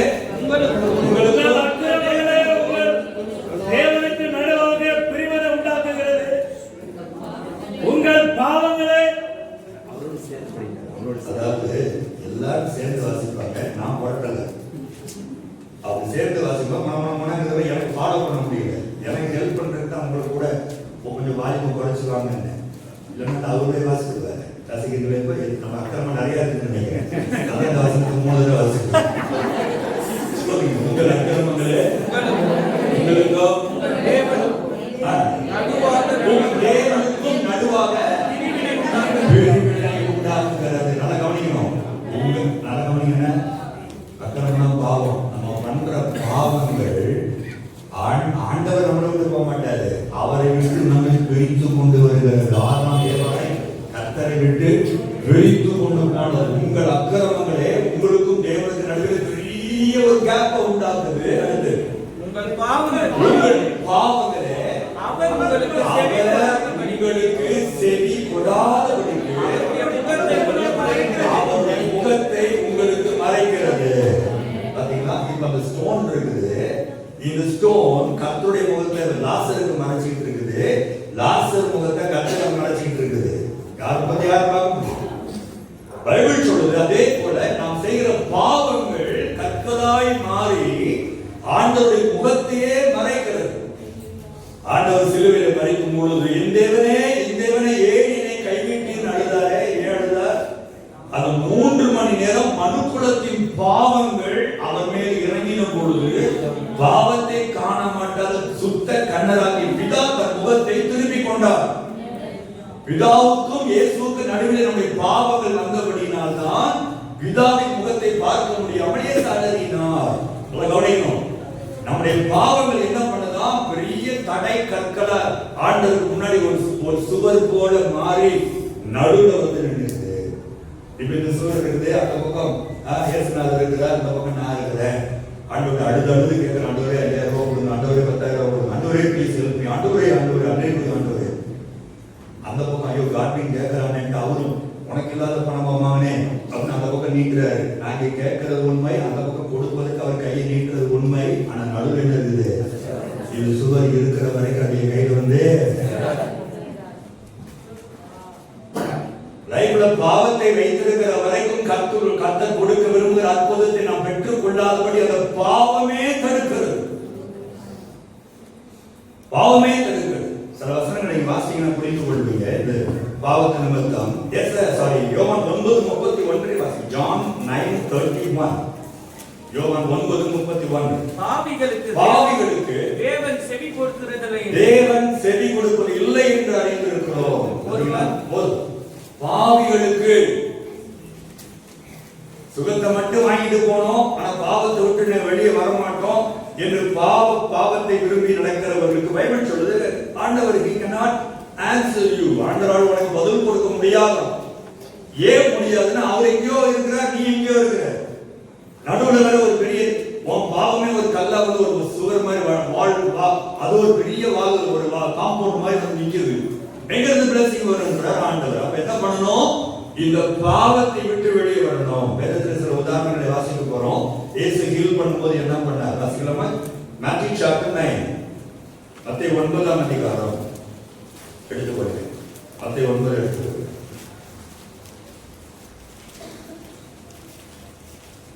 அது 2ஆம் வசனத்தை நம்ம சேர்ந்து வாசிக்கலாமா? Matthew 9:2. அங்கே படுக்கையிலே கிடந்த ஒரு திமிர்வாதக்காரனை அவரிடத்திலே கொண்டு வந்தார்கள். இயேசு அவருடைய விசுவாசத்தை கண்டு திமிர்வாதக்காரனை நோக்கி, மகனே திடன்கொள், உன் பாவங்கள் உனக்கு மன்னிக்கப்பட்டது என்றார். அல்லேலூயா. இயேசுநாதர் ஒரு வீட்டுல பிரசங்கம் பண்ணிட்டு இருக்கிறாரு. அப்ப ஒரு பேரலிட்டிக் பர்சன், கை கால்லாம் உழுது போச்சு, அவனை அந்த குடும்பத்தால் தூக்கிட்டு வராங்க. கட்டில கஷ்டப்பட்டு கட்டிலோட தூக்கிட்டு வராங்க. நான் அவங்களை பார்த்து கேட்கிறேன், அவ்வளோ கஷ்டப்பட்டு அவனை தூக்கிட்டு வந்தது பாவ மன்னிப்பு வாங்குறதுக்கா, சுகமடைகிறதுக்கா? அவன் படுத்து உயிரை வாங்கிட்டு இருக்கானே, இவன் சுகமாக எழுப்பி போனா நம்ம வேலையை பார்க்கலாமே. அது ஒரு நல்ல ஆப்பர்ச்சுனிட்டி வந்தது. இயேசுநாதர் வந்திருக்கிறாரு, ட்ரை பண்ணி பார்ப்போம், தூக்கு கட்டிலோட அப்படின்னு தூக்கி உள்ள கொடுப்போம் அப்படின்னு கிரௌடு. ஓனர்கிட்ட பெர்மிஷன் வாங்கி மேல ஓட்டெல்லாம் பிரிச்சு கட்டில இறக்குறாங்க. எங்க இறக்குனாங்கன்னா கட்டில இறக்குன கட்டில் கரெக்டா இயேசுநாதர் உட்கார்ந்துக்கிற சேர் பக்கத்துல வந்து இறங்குது. இவனால பேச முடியாது, வாயில போட்டு கிடக்குது, இவனால பேச முடியாது. இவன் முன்னது பக்கத்துல இறங்கிட்டாங்க. இப்ப ஆண்டவர் அவனை பார்த்து சொல்றாரு, திமிர்வாதக்காரன், மகனே திடன்கொள், உன் பாவங்கள் உனக்கு மன்னிக்கப்பட்டது என்று முதல்ல சொன்னாரா? இப்ப பாரு 6ஆம் வசனம், பூமியிலே பாவங்களை மன்னிக்க மனுஷகுமாருக்கு அதிகாரம் உண்டு என்பதை நீங்கள் அறிய வேண்டும் என்று சொல்லி திரும்ப அவனை பார்த்து திமிர்வாதக்காரனை நோக்கி, நீ எழுந்து உன் பலிக்கை எடுத்துக்கொண்டு உன் வீட்டுக்கு போ. பாவம் மன்னிக்கப்பட்ட பிறகுதான் சுகம். புரிந்து கொள்ளுங்க, பாவம் மன்னிக்கப்பட்ட பிறகுதான் சுகம். இப்ப நம்ம யோசிக்கலாம், அவன் பாவம் மன்னிப்பே கேட்கலையே அவன் நம்ம யோசிக்கலாம். ஆனா அவன், நான் விசுவாசிக்கிறேன், பரிசுத்தர் அருகிலே அவனை கொண்டு பக்கத்துல இறக்கின உடனே இவன் இயேசுநாதரை பக்கத்துல பார்த்த உடனே பாவ உணர்வடைஞ்சிருப்பான். ஐயோ நான் பாவி அல்லவா, இவ்வளவு பரிசுத்தர் பக்கத்துல கொண்டு போய் என்னை இறக்கி வச்சிருக்கிறானே, ஐயோ நான் பாவி அல்லவா என்று நாம் ஒரு பாவி என ஆண்டவர் இருதயத்தை பார்க்கிறவர். அவன் வாயில பேசல, அவன் இருதயத்தை பார்த்து இருதயம் நொந்து போய், ஐயோ ஆண்டவரே நான் ஒரு பாவி, உங்க பக்கத்துல போய் என்னை இறக்கி வச்சிருக்கிறாங்க ஐயா, நான் பாவி, என்ன மன்னிச்சிடுங்க ஐயா என்னது இருதயம் துடிப்பதை கதறுவதை ஆண்டவர் கண்டு அவன் பாவத்தை முதலாவது கர்த்தர் மன்னித்தார். அதற்கு பிறகுதான் கர்த்தர் ஒரு பெரிய ஹீலிங்கை கொடுத்து சொன்னாரு, ஒரு படுக்கை எடுத்துக்கொண்டே நட. ஆண்டவர் கொடுக்கிற அற்புதம் என்ன இருக்கு தெரியுமா? நீங்க யோசிச்சு பாருங்க, அவன் 38 வருஷம் கிடந்தான், 38 வருஷம் கிடந்தான். அவன் எப்படி இருந்திருப்பான்னு இமேஜின் பண்ணி பாக்குறீங்களா? எப்படி இருக்கும்? அல்ல மோட்டாக வந்திருப்பானா? மெல்லிச வெறும் ஸ்கெலிட்டன் தான் இருந்திருக்கும். ஏன்னா அவனுக்கு சாப்பாடே கிடையாது. சாப்பாடு கொடுக்குற அளவுக்கு ஹெல்ப் பண்ண ஒரு ஆள் தான் அவனை தண்ணியிலே இறங்கி விட்டுருப்பானு. யாருடைய உதவியும் கிடையாது. எப்படியோ உயிர் வாழ்றான் அவன், எப்படியோ உயிர் வாழ்றான். இப்போ அவனை பார்த்து ஆண்டவர் சொன்னார், நீ எழுந்து ஒரு படுக்கை எடுத்துக்கொண்டே. அவன் வந்து எழும்புறதே கஷ்டம், எழும்பி தன்னை பேலன்ஸ் பண்றதே கஷ்டம். ஏன்னா 38 வருஷம் படுக்க அவனுக்கு எழும்பி நிக்க முடியாது, முதல்ல நிக்க தெரியாது. அவனை பார்த்து அடுத்த மாதிரி சொன்னாரு, ஒரு நேரம் படுத்திருந்த பாரு, 38 வருஷம் அந்த படுக்கை எவ்வளவு கிளீனா இருந்துச்சு. நம்ம 3 நாள் நம்ம பெட்டு சுத்தம் பண்ணனாலும் கேவலமா இருக்கு. 38 வருஷம் எல்லா குப்பையும் காக்கா எச்சம் எல்லாம் படிச்சு போட்டு ஜனத்தந்தி பேப்பர் தூக்கு எல்லாத்தையும் எடுத்துட்டு போ, அதுக்கு ஒரு ஸ்ட்ரென்த்தையும் கொடுத்து கிளம்பி போனோம். அந்த பொம்பளைகள்லாம் நான் நினைச்சு பார்ப்பேன், எங்க வீட்டுல எனக்கு 2 குழந்தைங்க இருந்தாங்க இல்லையா, பிரசவம் ஆகி டிஸ்சார்ஜ் ஆகி கூட்டிட்டு வரும்போது பாத்தீங்கன்னா, ஐயோ அம்மா அவன் நடக்கிற நாடே. அந்த மாமியார் வந்து குழந்தைய வச்சுக்கிட்டாங்க கையில, நம்ம தலையில தலான, இந்த பக்கம் ஒரு கூடை, இந்த பக்கம் 4 கிளாஸ் எல்லாம் தூக்கி நம்ம வரணும். அந்த அம்மா அப்படி மெதுவாக ஃப்ரீயா ஒரு நைட்டியை போட்டுட்டு ஒரு சின்ன ஒரு இந்த பேக் ஒரு வருஷம் படி பச்சை உடம்பு, பச்சை உடம்பா, அதை நம்ம நாட்டில் 3 மாசம் அதை வச்சு ஓட்டிடுவாங்க. பச்சை உடம்புப்பா, நல்ல ஆரோக்கியமா நார்மல் டெலிவரி ஆகி ஹார்லிக்ஸும் பூஸ்டும் ஆப்பிளும் ஆப்பிள் ஜூஸ் குடிச்சுட்டு நடக்க முடியல. ஒரு பிளாஸ்க கூட தூக்க பலம் என்னங்கிறாங்களே, இவன் காஞ்ச கருவாடை பார்த்து கர்த்தர் சொல்றாரு, படுக்கை எடுத்துக்கொண்டனால அவன் எடுத்து நடந்தான் சார். அந்த அளவுக்கு கர்த்தர் சொல்லப்பட்டு பாவங்கள் மன்னிக்கப்படும். சொல்லுங்க, எல்லாரும் தெரிந்த சங்கீத மனப்பாடமா சொல்லுமா? 103ஆம் சங்கீதம் 3ஆம் வசனம், அவர் அக்கிரமங்கள் எல்லாம் மன்னித்து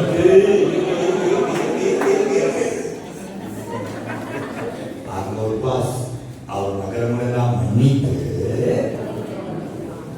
அப்புறம் தான் நோய்கள் எல்லாம் குணமாகி பிராணனை அழிவுக்கு விலக்கி விட்டு முதல்ல என்ன மன்னிக்கப்படணும்? பாவங்கள் மன்னிக்கப்படாமல் நமக்கு என்ன கிடையாது? சுகம் கிடையாது. சிகரெட்டை விட மாட்டேன், மதுபானத்தை விட மாட்டேன். நல்லா கவனிங்க, இந்த சரீரத்துல நாம் செய்கிற பாவங்கள், நம்ம ரட்சிக்கப்பட்ட ஒருவேளை ரட்சிக்கப்பட்ட தேவ பிள்ளைகள் வியாதியோட இருந்தா சொல்றேன், ஏதோ இடத்தில் நாம் இந்த தேவ ஆலயத்தை கெடுத்திருக்கிறோம். அவர் சொல்லுகிறார் 1 Corinthians 3:17, நீ தேவ ஆலயத்தை கெடுத்தால் நான் உன்னை ரட்சிக்கப்பட்டு ஞானஸ்நானம் எடுத்து அபிஷேகம் பெற்ற பிறகு கூட ஏதோ ஒரு குறிப்பிட்ட பாவத்தினாலே இந்த சரீரத்தை நாம் கெடுக்கும் பொழுது கர்த்தர் சொல்கிறார், நான் சேர்ந்து அதை கெடுப்பேன். நீங்களே ஜீவனுள்ள தேவனுடைய ஆலயமாக. அப்ப நம்ம முதல் உணரணும், ஆண்டவரிடத்துல நமக்கு எதுக்கு இந்த வியாதி வந்தது, எந்த இடத்துல இந்த சரீரத்தை நம்ம தீட்டுப்படுத்தணும் அப்படின்னு உணர்ந்து அதை விட்டு மனம் திரும்பணும் பைபிள் நமக்கு சொல்லுகிறது. இரண்டாவது மிக முக்கியமானது, திருவிருந்தை நாம் எப்படி எடுத்தோம் என்று பார்க்கணும். பவுல் சொல்றார் 1:11 சொல்லுகிறார், அபாத்திரமாய் போஜனம் பண்ண பண்ணுகிறவன் தனக்கே ஆக்கினை தீர்வு வரும்படி போஜனம் பண்ணுகிறான். இது நிமித்தம் உங்கள் அநேகர் பலவீனரும் வியாதி உள்ளவர்கள் அநேகர் நித்திரையும். பார்த்தீங்களா, யோகம் நம்ம பரிசுத்தமா வாழாம அருவருப்பான வாழ்க்கையை வாழ்ந்துட்டு எல்லாம் ஆயத்தமா இருக்கிறது. நாம சொன்ன உடனே கையை வீசிட்டு போய் திருவிருந்தில முழங்கால் படிட்டு எடுத்தால் பைபிள் சொல்றது அது பாவம். இன்னும் சொல்ல போனா அது எப்படிப்பட்ட பாவமா, கொலை குற்றம், மரண தண்டனைக்கு ஏற்ற ஒரு பாவம். அதான் பைபிள் சொல்றது. ஆண்டவர் சொல்றாரு, முதல்ல வியாதி பலவீனம், அடுத்து வியாதி, மூணாவது நித்திரை. இது நிமித்தம் அநேக நித்திரைனா மரணம். இது நிமித்தம் அநேக நித்திரையும் அடைந்தார்கள். பைபிள்ல புதிய ஏற்பாட்டில் வேற எந்த பாவத்துக்கும் மரண தண்டனை கிடையாது. ஆனால் திருவிருந்து கர்த்தருடைய பந்தியிலே பரிசுத்தம் இல்லாமல் நாம் திரும்ப திரும்ப கை வைக்கும் போது அருவருப்பான அந்த கரத்தை கொண்டு வந்து பரிசுத்தப்படுத்தாமல் அதான் பவுல் சொல்ற, நம்மை நாமே நிதானித்து அறிந்தால் நியாயம் தீர்க்கப்பட மாட்டோம்.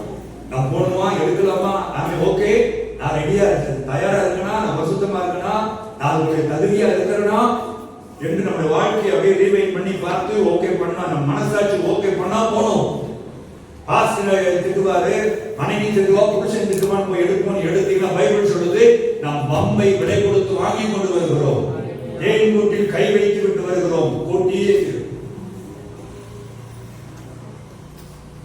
அருவருப்பான காரியங்கள், சிகரெட்டு, மதுபானம், லஞ்சம், கள்ளக்கணக்கு, கள்ள தராசு, கலப்படம், அடுத்த பொம்பளை அடுத்த ஆம்பளை தொட்ட கை, மனைவி அடித்த கை, தவறான அருவருப்பான இச்சைகளை செய்த கை. இந்த கையை கொண்டு வந்து லட்சண கத்தருக்கு தெரியாதா அது யாருன்னு?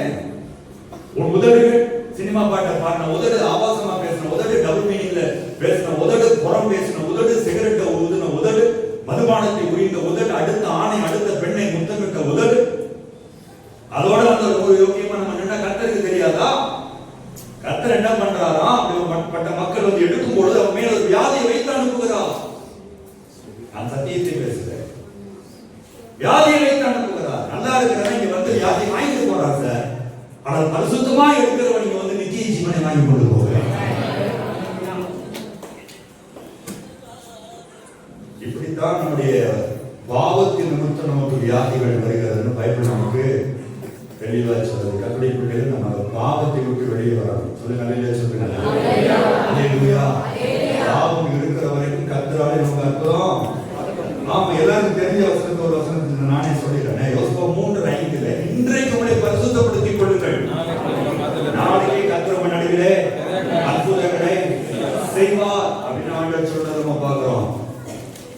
பெரிய பெரிய அந்த ஹீலிங் மினிஸ்ட்ரி பண்ண ஹென்னத் ஹேகினா இருக்கட்டும், அப்புறம் டாக்டர் ஸ்மித் நிகில்ஸ்வர்த்தா இருக்கட்டும், இவங்கெல்லாம் பெரிய பெரிய ஹீலர்ஸ். அவங்கலாம் அந்த இங்கிலாந்து பாஸ்டர்ஸ் தான் பயங்கர மைட்டி ஹீலர்ஸ். ரெனால்ட் போங்கே அவங்கெல்லாம் என்ன சொல்றாங்க அப்படின்னா, எங்கே கசப்புகள் இருக்குதோ, எங்கே இருதயத்துல கசப்பு, வைராக்கியம், வகைகள் இருக்குதோ, அவங்க எல்லாம் சில குறிப்பிட்ட நோய்கள் இருக்கு. அதெல்லாம் பாவம் தானே. காலில் தியானம் சொல்ல பகை, கசப்பு, வைராக்கியம், ரோகம், பொறாமை, கொலை, வெறி, களியாட்டுகள் எல்லாமே பாவத்தில் தான் வருது. இப்படிப்பட்ட காரியத்தை உள்ள வச்சிருக்கும் போது பைபிள் சொல்லி இந்த இப்படி கசப்பான சுவாபங்கள், மன்னிக்காத சுவாபங்கள் எல்லாம் நம்ம வியாதியை கொண்டு வருகிறது. பைபிள் அந்த தேவனுடைய ஊழியர்கள் அவங்க சொல்றதை நாங்க கர்த்தருடைய பிள்ளைகளை நம்மை ஆராய்ந்து பார்க்கும்படி கர்த்தர் சொல்லுகிறார். 38 வருஷம் நம்ம படைக்கிற கடந்தான். அவனை பார்த்தா பாவமா தான் இருந்துச்சு. ஆனா அவன் குணமாக்கின பிறகு இயேசு ஒரு நாள் அவன் ரோட்ல பார்த்துட்டு சொல்றாரு, அவன் தேவாலயத்துல பார்த்துட்டு சொல்றாரு, யோவான் 5:13-14 வாசிங்க.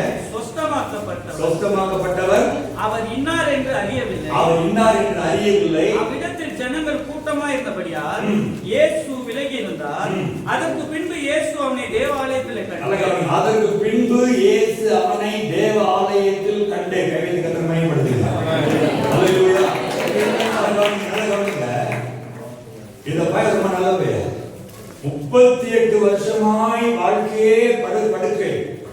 இப்ப ஆண்டவர் அவனை குணமாக்கிட்டார். அதுக்கு பிறகு ஊர் எப்படி இருக்குது, உடம்பு எப்படி இருக்குது என்று உலகத்தை சுற்றி பார்க்காம போகல, தன்னை குணமாக்கின தேவனுடைய ஆலயத்திற்கு வந்தார். நான் சொல்லுகிறேன், இவன் இப்படிப்பட்ட நன்றி உள்ளவனா இருப்பான் என்பதை அறிந்துதான் கர்த்தர் குணமாக்கினார். இன்னைக்கு நிறைய பேர் சபைக்கு வர்றாங்க, அற்புதத்துக்காக வருவாங்க. அற்புதம் வந்த பிறகு சபை பக்கமே வர மாட்டாங்க. என் அனுபவத்தில் எவ்வளவு பேர் பார்த்திருக்கேன். குழந்தைகள் ஒரு குடும்பம் வந்துச்சு, அந்த குழந்தையை கொடுத்த ஆளையே காணோம். என்னமா வரலன்னா அந்த குழந்தையை சாப்பிட்டு சொல்றாங்க. இந்த குழந்தையை தூக்கிட்டு எங்க பிரதர் வர்றது, ஒரே அழுவான், சேட்டை பண்ணுவான். வேலை இல்லை கர்த்தர் வேலையை கொடுத்தார். அவர் வரவே இல்லை. காரணம் என்ன தம்பி, சர்ச்சைக்கு வர வேற ஆட்கள். அவனுடைய இருதயத்தை ஆண்டவர் அறிந்திருக்கிறார். இவனுக்கு இந்த அற்புதத்தை செய்தால் இவனுக்கு நம்ம அங்க நன்றியா இருப்பானா, அற்புதத்தை வாங்கிவிட்டு ஓடி போவானா என்று ஆண்டவருக்கு தெரியும். எந்த இருதயம் அற்புதத்துக்கு பிறகு கர்த்தரை இவன் என்னை இருக பற்றிக் கொள்வான் என்று தேவன் அறிகிறாரோ அவனுக்கு நிச்சயம் அற்புதம் செய்வான். இவனை பார்த்து ஒரு வார்த்தை சொல்றாரு, இனி இன்னும் அதிக கேடு ஒன்று உனக்கு ஆகாதபடி இனி பாவம். இப்பதான் அவனுக்கே தெரியுது. அவனுக்கு 38 வருஷம் நம்ம படுத்து கிடந்தது காரணம் பாவம். நம்ம செய்த பாவம், பாவத்தினால் வருகிற வியாதிகள். மேக்ஸிமம் பேரலைஸ் அட்டாக் தான் பாத்தீங்கன்னா ஏதோ ஒரு பாவம் இருக்கும். லஞ்சம் வாங்கி இருப்பாங்க, அடுத்தவரை அள வச்சிருப்பாங்க, அடுத்தவரை கண்ணீர்ல விழுந்திருப்பாங்க. இந்த லஞ்சம் வாங்குற அரசியல்வாதிகள் குடும்பங்களை பாருங்க, லஞ்சம் வாங்குற போலீஸ் அதிகாரிகள் குடும்பங்களை பாருங்க. அத்தனை குடும்பங்கள் சந்திக்கப்பட்டது. அத்தனை குடும்பம், ஒரு குடும்பத்துல சமாதானம் கிடையாது. போலீஸ் டிராபிக் போலீஸ் ரோட்ல நின்று பணம் வாங்குறாங்க, வாங்கி மடிச்சு பாக்கெட் வைக்க நீங்க நல்லா இருக்கான்னு நினைக்கிறீங்களா? ஒரு போலீஸ் குடும்பத்தை காரணமா நல்லா ஆசீர்வாதமா வாழ்றது. நான் சொல்றது லஞ்சம் வாங்கின குடும்பத்தை முடியாது. கொடுக்கறவன் சந்தோஷமா கொடுக்கறானா? 10 ரூபாய் கொடுத்தாலும் 10,000 ரூபாய் கொடுத்தாலும் வயிறு எரிந்து கொடுக்கறான். எப்படி வாழ விடுவார்? வியாதிகள், வியாதி. அப்ப இதுல இருந்து கர்த்தர் நம்மளை குணமாக்கணும்னு விரும்புறார். முதல்ல எதை விட்டு வெளியே வரணும்? பாவத்தை புரட்டணும். நம்முடைய லைஃப் விட்டு எதை புரட்டணும்? பாவத்தை புரட்ட வேண்டும். பாவங்களை மறைக்கிறவன் வாழ்வுனா நீ ஆரோக்கியமா வாழவே முடியாது. நான் என்ன பெரிய தப்பு பண்ணேன், எல்லாரும் பண்ணாத பண்ணிட்டேன், பண்ணலாம். இப்படியே பண்ணிட்டு உட்கார்ந்து இருந்தீங்கன்னா கடைசி என்ன செய்ய முடியாது, ஆரோக்கியமா வாழவே நீ வாழ்ந்திருக்கவே முடியாது. ஆனால் அவைகளை அறிக்கை செய்து விட்டு விடுகிறவன் இறக்கம் பெறுவான். அந்த மைண்ட் ரொம்ப முக்கியம். நம்ம வாரம் சர்ச்சுக்கு போய் செய்யக்கூடாதவை செய்யாமல் செய்யத்தகாதவை செய்து வந்தோம், எங்களுக்கு சுகமே இல்லை, ஆனாலும் ஆண்டவரே அப்படின்னு ஒரு சபை ஊற்றிட்டு இருக்கு. வாரம் ஊற்றிக்குது. செய்யக்கூடாதவை செய்யாமல் செய்யத்தகாதவை செய்து வந்து நீ என்னைக்கு தாண்டா செய்ய வேண்டியதை செய்வ? எங்களுக்கு சுகமே இல்லை, எப்படி சுகமா இருக்கும் உனக்கு? பைபிள் சொல்றது பாவத்தை மறைக்கிறவன் அல்ல, பாவத்தை அறிக்கையிடுகிறவன் ஆசீர்வதிக்கப்பட மாட்டான். விட்டு விடுகிறவன் தான் இறக்கம் பெறுவான். நம்ம வாரம் அறிக்கை பண்றோம், தவறுகள் செய்யறோம், ஆண்டவரை மன்னிச்சுங்க, தெரியாம மாட்டாரு மனுஷன், ஆண்டவரை மன்னிச்சுங்க மட்டும் தான் சொல்றோமே தவிர இனி நான் அதை செய்வது இல்லைங்கிற வேர்ட் நம்ம வாயில வரமாட்டேங்குது. எல்லாருக்கும் தெரிந்த ஒரு ஆசீர்வாதத்தை கொண்டு வருகிற ஒரு வசனம் 2 Chronicles chapter 7, 2 நாளாகமம் 7ஆம் அதிகாரம் 14ஆம் வசனம். முக்கியமான வசனம். என் நாமம் தரிக்கப்பட்ட என் ஜனங்கள் தங்களை தாழ்த்தி ஜெபம் பண்ணி முகத்தை தேடி அவர்கள் பொல்லாத வழிகளை விட்டு திரும்பினால் அப்பதான் அப்பொழுது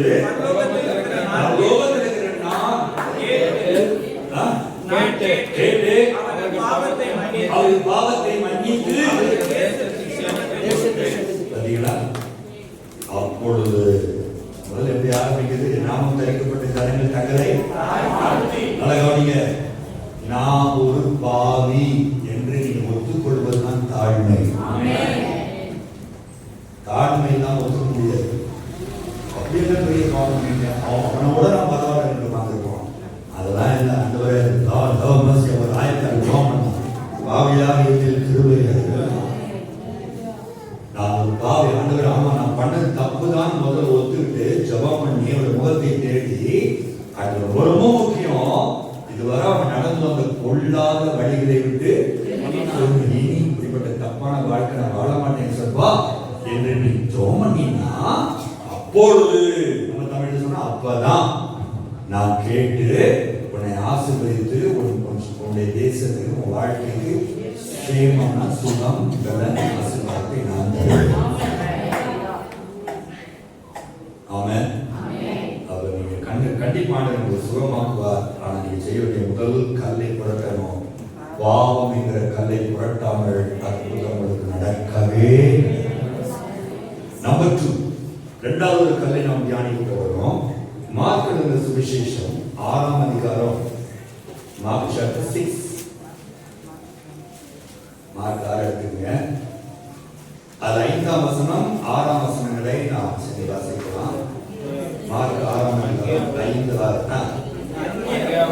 அங்கே அவர் சில நோயாளிகள் மேல் கைகளை வைத்து அவரை குணமாக்கிறதே அன்றி வேறு ஒரு அற்புதமும் செய்யக்கூடாமல் அவர்களுடைய அவிசுவாசத்தை குறித்து ஆச்சரியப்பட்டு கிராமங்களை சுற்றி தெரிந்து உபதேசம் பண்ணினார். நம்பர் 2, இரண்டாவது நம்ம சுகம் வேணும்னா, அற்புதம் வரணும்னா, இன்னைக்கு நம்ம ஹீலிங் நடக்கணும்னா, அடுத்து நீங்க செய்ய வேண்டியது உங்களுக்குள் இருக்கிற சந்தேகத்தை, உங்களுக்குள் இருக்கிற அன்பிலீஃபை, அவிசுவாசத்தை புரட்டி போட்டே ஆகும். ஏசப்பா எங்கெல்லாம் அற்புதம் செய்தாரோ அங்கெல்லாம் கணக்கத்துல எதிர்பார்த்தது விசுவாசத்தை. நீ விசுவாசித்தால் தேவ மகிமையை காண்பாய். ஒரு விசுவாசம் தெரியுது. இப்படித்தான் விசுவாசத்தை தேடினார் அவரு. நீங்க பைபிள் சொல்றது நல்லா, இந்த வசனத்தை பாருங்க. ஆண்டவர் இடத்துக்கு போறாரு, ஊழியம் பண்றாரு. சில நோயாளிகளை மட்டும்தான் அவரால் குணமாக்க முடியுது. வேற எந்த அற்புதமும் செய்ய கூடாமல் போயிற்று. He was unable to perform. அவர் அற்புதம் செய்யறது, he was unable, செய்யவே முடியல அவரால். செய்ய முடியாததை கண்டு அவரே ஆச்சரியப்படுகிறார். என்னடா இந்த ஆட்கள் இவ்வளவு சந்தேக புத்தியில இருக்கிறாங்க, இவ்வளவு அவிசுவாசமா இருக்கிறாங்க என்று ஆண்டவர் ஆச்சரியப்பட்டாங்க. கிளம்பி போயிட்டாராம். புரிந்து கொள்ளுங்க. நம்ம நினைக்கிறோம் தேவன் செய்ய நினைத்த காரியம் தடைபடாது. நான் சொல்கிறேன் தடைபடும். அதை தடுக்கக்கூடிய வல்லமை நம்முடைய அவிசுவாசத்திற்கு உண்டு. ஆமா, நீங்கள் சந்தேகப்பட்டால், அதனால நம்ம சந்தேகப்படாமல் இந்த மலையை பார்த்து பெயர்ந்து போனா போகும். சந்தேகப்பட்ட போகாது. அருமையான யாக்கோபு சொல்றாரு பாருங்க, அதை குறித்து யாக்கோபு இருக்கும். ஜேம்ஸ் 1:6-7. ஆனாலும் அவன் எவ்வளவாகிலும் சந்தேகப்படாமல் விசுவாசத்தோட கேட்க கடவன். சந்தேகப்படுகிறவன் காற்றினால் அடிபட்டு அலைகிற கடலின் அலைக்கு ஒப்பாக இருக்கிறான். அப்படிப்பட்ட மனுஷன் கற்றிடத்தில் எதையாவது பெறலாம் என்று. பார்த்தீங்களா சகோதரிகளே, வேறுதான் விசுவாசி நமக்கு. ஆனா உள்ள வாழ்க்கை முழுசா விசுவாசம் தான். ஆண்டவர் சொல்றாரு, யாக்கோபு சொல்றாரு, ஆனாலும் அவன் எவ்வளவாகிலும் சந்தேகப்படாமல் விசுவாசத்தோட கேட்கிறவன்.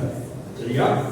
சந்தேகப்படுகிறவன் காற்றினால் அடிபட்டு அலைகிற கடலின் அலை கொப்பாய் இருக்கிறான். அப்படிப்பட்ட மனுஷன் தான் கட்டிடத்தில் எதையாவது பெறலாம் என்று நினைத்து கூட பார்க்க கூடாது. நினைக்காது இருப்பானாக. நடக்காது. எப்படி? அந்த டாக்டரே முடியாதுன்றாரு, ஆண்டவர் குணமாக்கி விடுவாரா?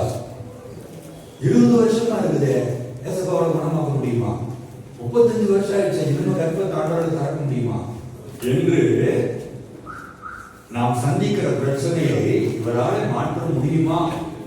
இந்த வாரத்துக்குள்ள இந்த அற்புதம் நடக்கணுமே, செஞ்சிருவாரா? முடியுமா அவரால் என்று நம்முடைய எண்ணங்கள் சந்தேகமாய் வரும்போதெல்லாம் புரிந்து கொள்ளுங்கள், அது ஒரு கல்லாய் மாறி நடுவில்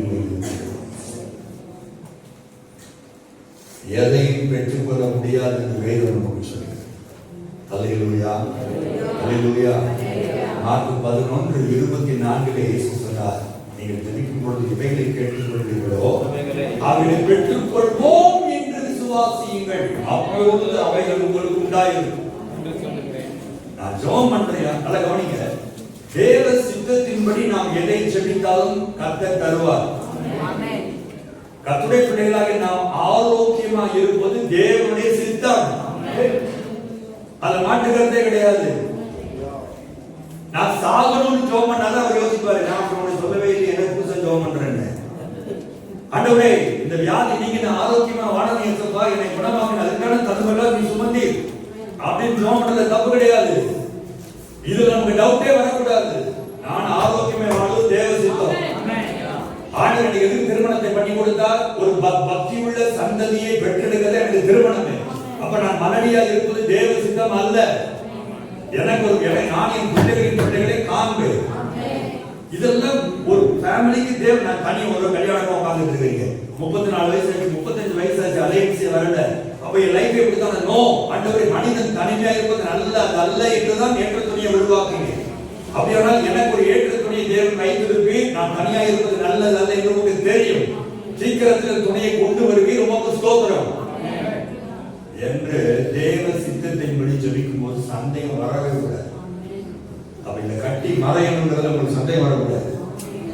அமைதிங்க, என்ன வியாதியோட இருக்கட்டும், அது சுகம் அடையணுங்கிறதுல உங்களுக்கு டவுட் வரவே கூடாது.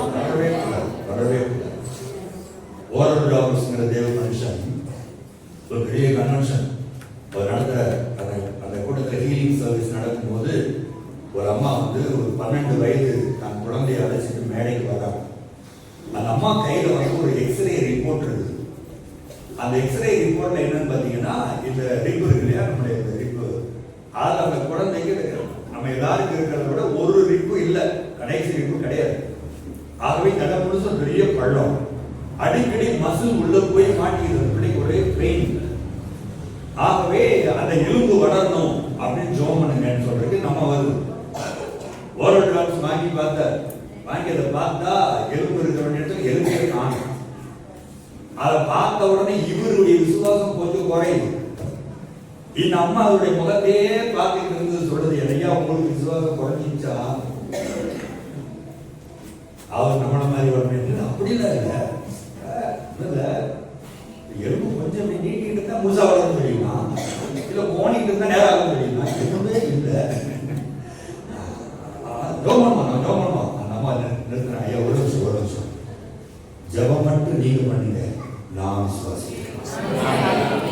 அது ஒரு ஜெபம் பண்ணாரா, அதுவரை இல்லாத இந்த எலும்பை இருப்பதை போல அடையேன்னு சொல்லக்கூடிய விசுவாசம் எனக்கு இல்லை. அந்த தாயுடைய ஜெபத்தை வைத்து சொல்கிறேன், இயேசுவின் நாமத்தில் எலும்பு வளர்ந்தது. எலும்பு வளர்ந்தது. தேவனால் கூடாது ஒன்றுமே இல்லை. அல்லேலூயா.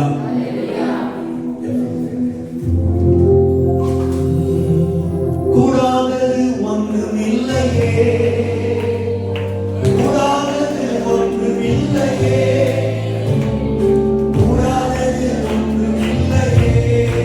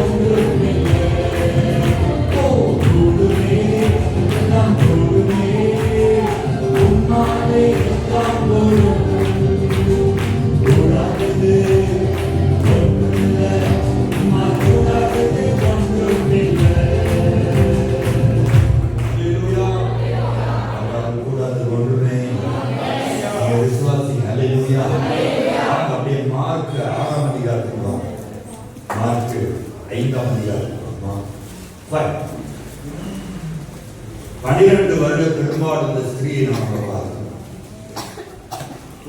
12 வருட பெரும்பாடுள்ள ஸ்திரீ.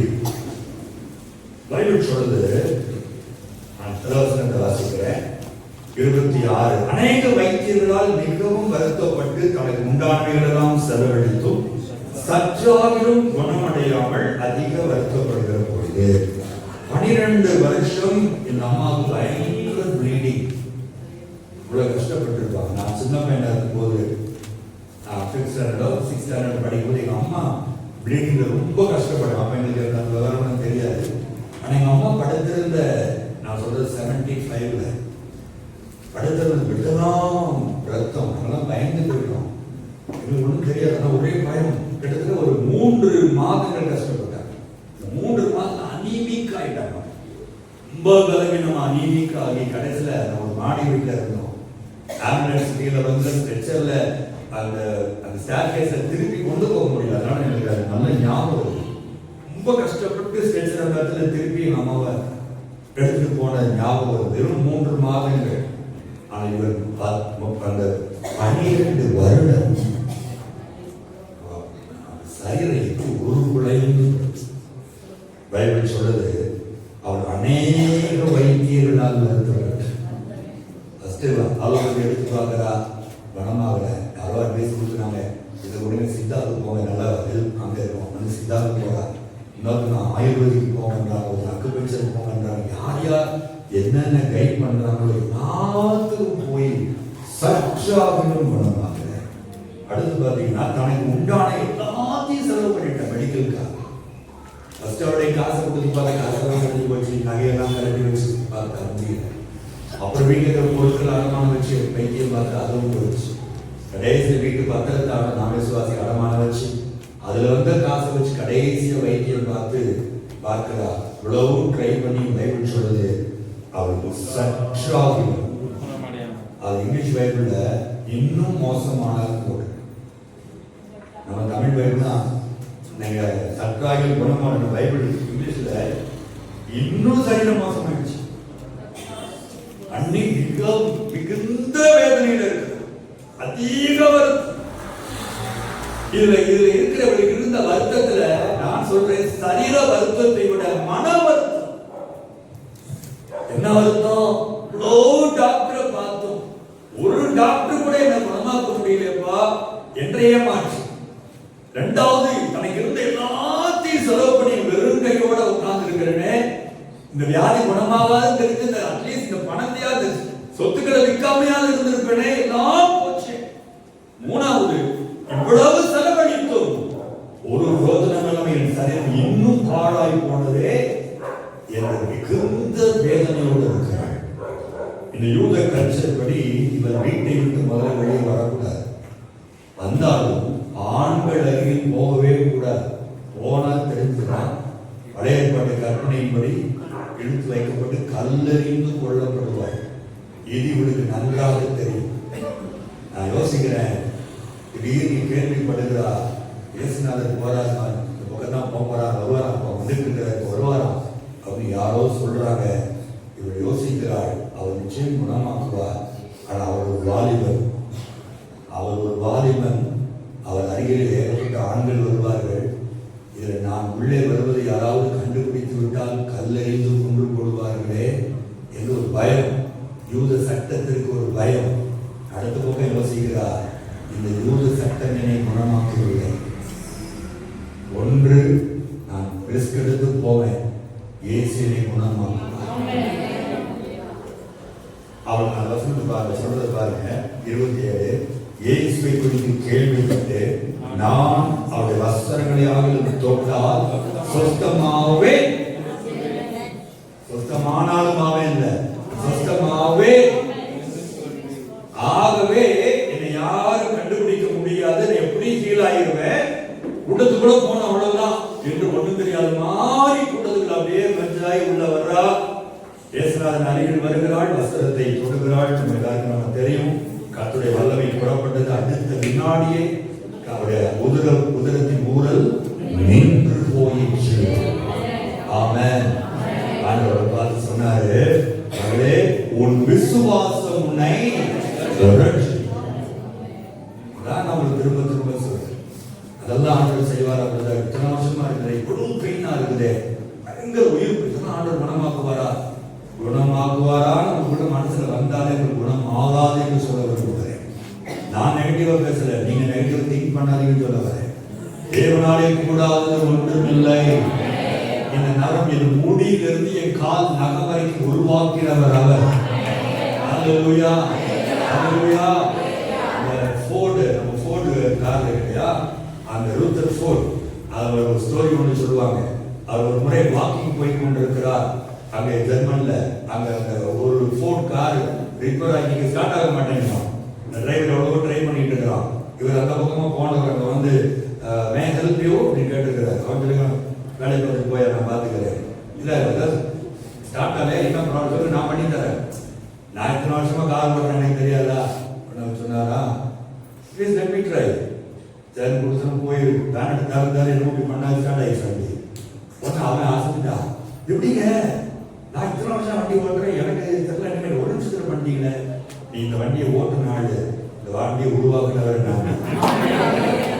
ஆனந்தோட சொல்றாரு, இந்த டாக்டர் அந்த வண்டியை ஓட்டுறவன், இதை உருவாக்கினவர் நான். எந்த நாம தொடரும், எந்த இருப்ப தொடரும், எந்த கசையை தொடரும் கர்த்தருக்கு தெரியும். நீ விசுவாசி, பிளைண்டா நம்பு. இன்று இரவு ஆண்டவர் குணமாக்குவார். அவரோட எவ்வளவு பெரிய கட்டியா இருந்தாலும் சரி மறைந்து போகும். நீ விசுவாசி, தேவ மகிமையை காண்பாய். கடைசி அவிசுவாசம் ஒரு கல்லா மாறுகிறது, தள்ளிவிட்டார், உள்ளே கூடாது. நோனோ ஆண்டவர் செய்வாரியா. இந்த சந்தை எனக்குள்ள வராது இருப்பதாக சந்தையின் ஆவியை கடிஞ்சுக்கிறது தொடர்ந்து அற்புதமாக. கடைசியை போகிற மூன்றாவது ஒரு கல்லை நாம் பார்க்கிறோம். எல்லாருக்கும் தெரிந்த ஒரு சப்ஜெக்ட் எடுக்குமா? லூக்கா 5ஆம் அதிகாரம்.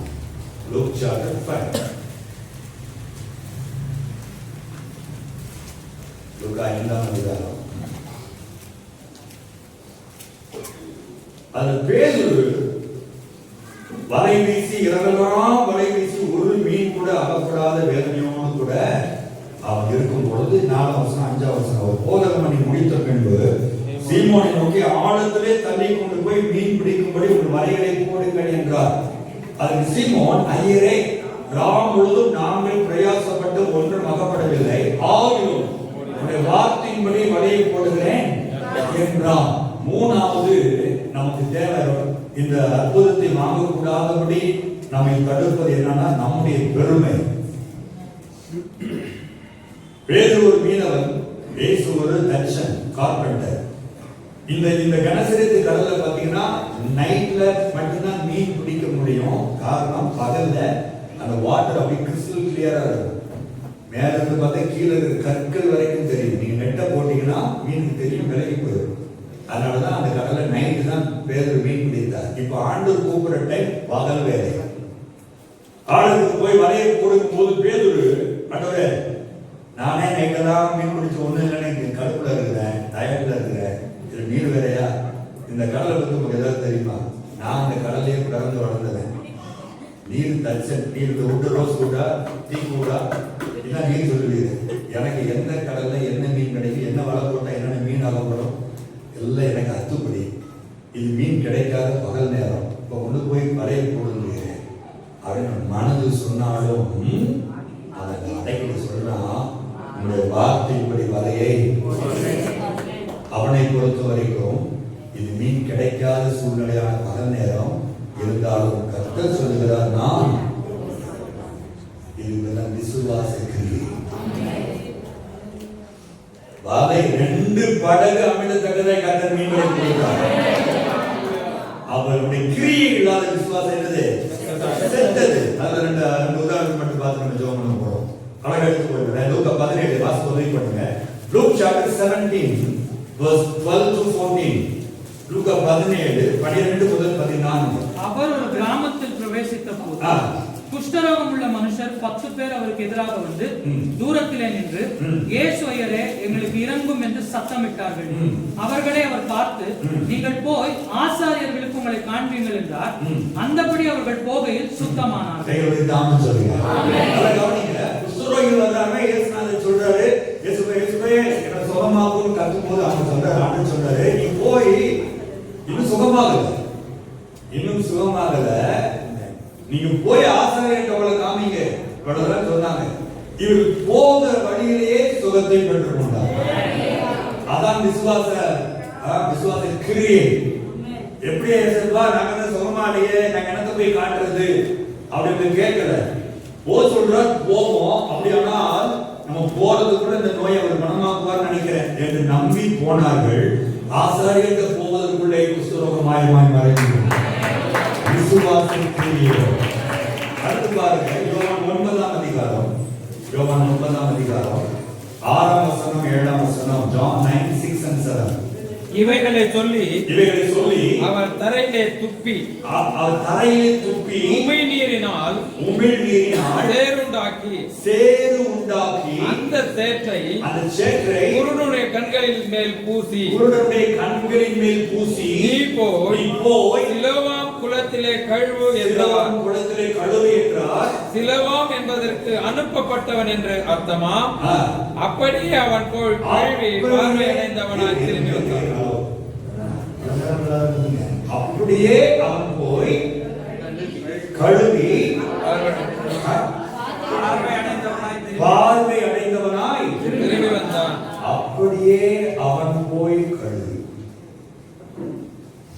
அதான் அவர் சொல்றாரு, ஓ விசுவாச கிரியை. அவன் போய் தண்ணியை தடவர வரைக்கும் உங்களுக்கு கண்டு தெரியாது சார். ஆனா அவருக்கு ஒரு நம்பிக்கை, அவர் சொன்னாரு செய்வோம் என்று கண்களில் தண்ணி எடுத்து பூசுறான் பாருங்க. அதான் விசுவாச செயல். பூசுனா அற்புதம் நடந்தது.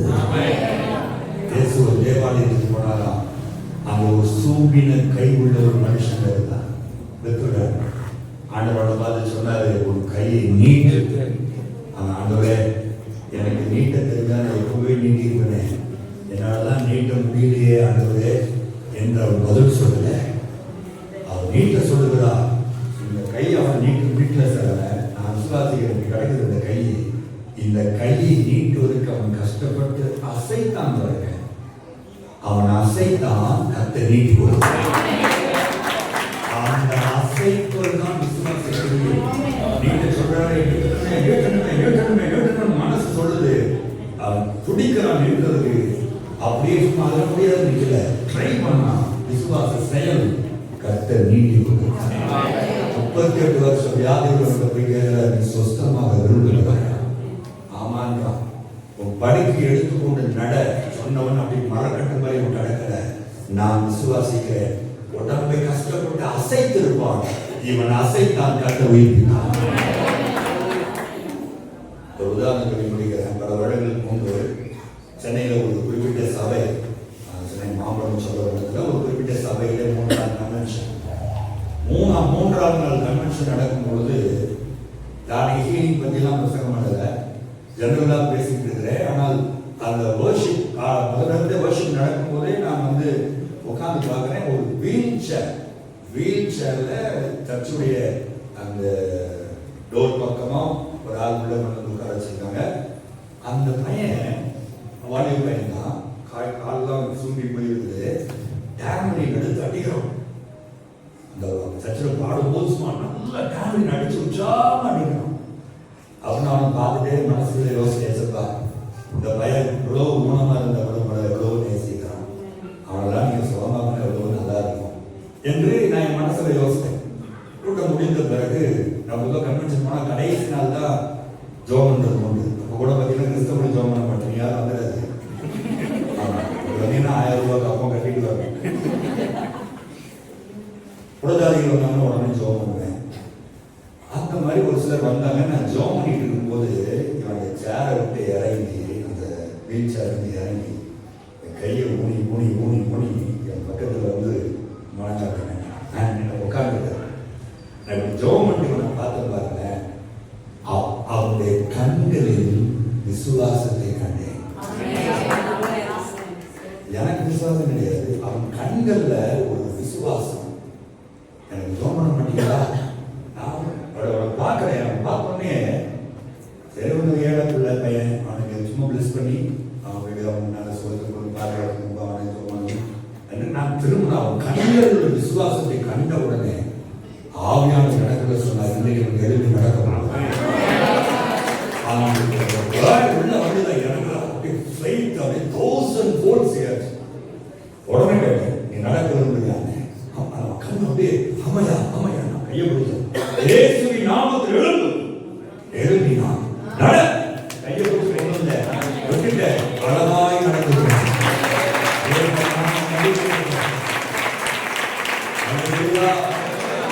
குறிப்பிட்டிருந்து சொல்றேன் சார், போய் சொல்றேன். கத்துடைய பிள்ளைகளே, அந்த விசுவாசம் செய்யும் எழும்புனா அந்த தூக்கி கொடுத்தான் பாருங்க பாடிய, அதுதான் கிரியை. அதை செஞ்சா போது மீதியை கத்த தூங்குவாங்க. நான் அதை மறக்கவே பல அற்புதங்களுடைய பல வருஷங்களுக்கு முன்பெல்லாம் நான் ஃபுல்லாக ஹீலிங்ல தான் இருந்தேன். ஒரு நாள் நான் வருஷம் நான் கடைசி காலம் ஹீலிங்கில் டைம் ஸ்பெண்ட் பண்ணது ஆத்துமை ஹீலிங் ஓடி ஆத்துமாவில் கடிஞ்சு வருகை காயத்தைப்படுத்தி சொன்னது வந்து ஹீலிங் அப்படியே நான் ஸ்டாப் பண்ணேன். ஆனால் நேற்று காலையில் நான் ஃப்ளைட்டில் வரும்போது எனக்குள்ள இருந்த எண்ணம், ஆண்டவுடைய நாளைக்கு அப்புறம் கத்திர பேசுனது, இந்த கன்வென்ஷனில் 2வது நாள் நீ ஹீலிங்கை பற்றி பேசணும், ஹீலிங்கை பற்றி பேசணும் சொன்னால் நான் உடனே சொல்றேன். நான் எப்படியாவது ஹீலிங் சர்வீஸ் தரேன். கல்வி பிள்ளைகளே, இது தேவ சித்தம். நீங்கள் வந்திருப்பதும் தேவ சித்தம். இந்த தருணத்தை நீங்கள் விட்டு விடாதீர்கள். இன்றைக்கு கருத்துடைய குணமாக அல்லேலூயா. 3 காரியங்கள் நம்ம செய்யணும். முதல் காரியம், பாவத்தை விட்டு மனம் திரும்பினால் தான் அற்புதம். அவர் அக்கிரமங்களை மன்னித்துதான் நோய்களை எப்பேற்பட்ட நோய்கள், ஆனால் பாவங்கள் மன்னிக்கப்படும். 2வது, நான் ஆண்டவர்கிட்ட மன்னிப்பு கேட்டுக்கிறேன். இயேசு பாவங்களை மன்னித்து நிச்சயம் எனக்குள்ள இருக்குது. என்னை நிச்சயம் கர்த்தர் குணமாக்குவா. என் டாக்டரை விட நான் கோடி மடங்கு பெறுவேன். அந்த உங்க டாக்டர்ஸ் உங்க காதுல சொன்னதெல்லாம் தூக்கி குப்பையில போட்டுருங்க. என்னை பார்த்து சொன்னார்ல, சாக வைக்க கூட தான் இருப்பேன். கர்த்தர் வெள்ளம் உள்டாவை மாற்றுகிறாங்க. உங்கள் கதையை நீங்க மாற்றி எழுதுவாங்க. ஆமென். இன்னும் லைஃப் லாங் இப்படிதான் இருக்கணும். எதையெல்லாம் டாக்டர் சொன்னாலோ அது இன்றைய இரவு தேவன் முடியும். இந்த இரவு கர்த்தர் பெரிய துவக்கத்தை உண்டாக்குவார். ஹalleluya, ஹalleluya.